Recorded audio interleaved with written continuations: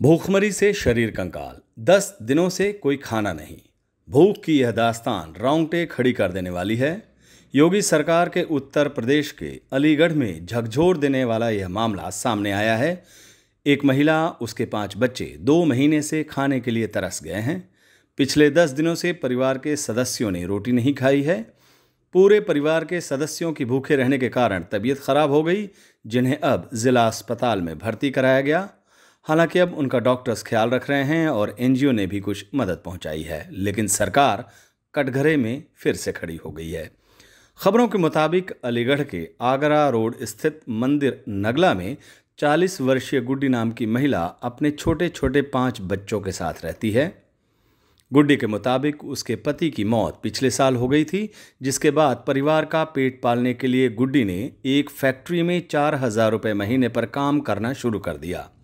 लेकिन लॉकडाउन के कारण फैक्ट्री कुछ समय बाद घाटे के चलते पूरी तरह से बंद हो गई। उसके बाद कहीं काम नहीं मिल सका। घर में रखा राशन भी धीरे धीरे खत्म हो गया और बड़े बेटे ने पिछले लॉकडाउन खुलने के बाद मजदूरी बेलदारी शुरू कर दी। जिस दिन काम मिल जाता था उस दिन घर का राशन पानी वो ले आता था। अब काम भी बंद, राशन भी बंद और रोटी भी नहीं। लखनऊ में बैठे और आलीशान गाड़ियों में चलने वाले हमारे हुक्मरानों के गाल पर इससे बड़ा तमाचा और क्या हो सकता है।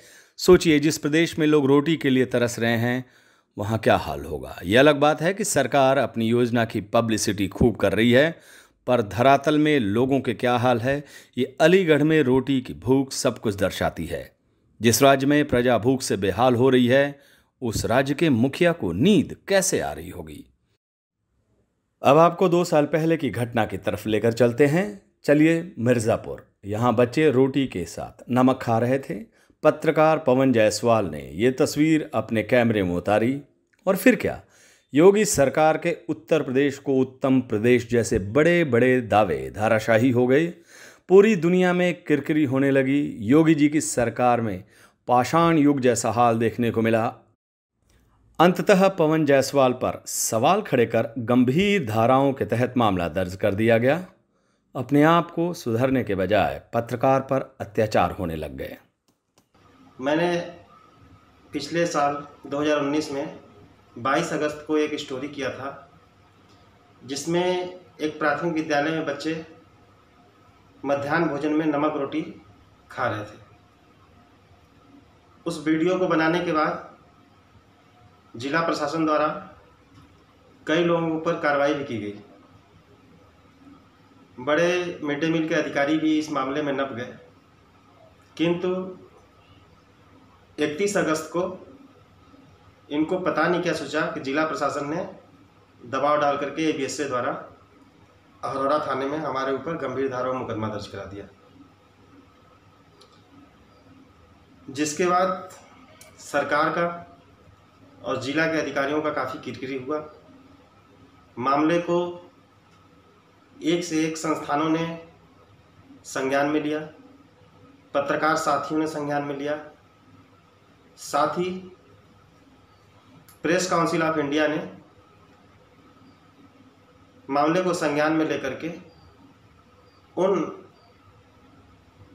सूबे के अधिकारियों को तलब किया जिनकी जवाबदेही बनती है। 18 दिसंबर को अधिकारियों द्वारा प्रेस काउंसिल के सामने दलील पेश की गई कि पवन के ऊपर जितने भी आपराधिक मामले दर्ज हैं उसको वापस ले जाते हैं। प्रदेश में न जाने कितने लोग महामारी से मर गए, रोजगार बंद है, किसान सड़कों पर है, युवा हताश है, भगवान के नाम पर घोटाले का आरोप है, मंत्रिमंडल में खलबली है, पत्रकारों की हत्या हो रही है, बेटियां असुरक्षित हो रही हैं, गंगा में आंसुओं के सैलाब है, गंगा जमनी तहजीब में मुख्यमंत्री के मुंह से पत्रकार को गाली निकलती है, मजहबों को लड़ाने वाले आपस में सौदा कर रहे हैं, आवाज़ उठाने पर मुकदमे और जेल हो रही है। भगवान सब देख रहे हैं। जेहि विधि राखे राम तेहि विधि रहिए।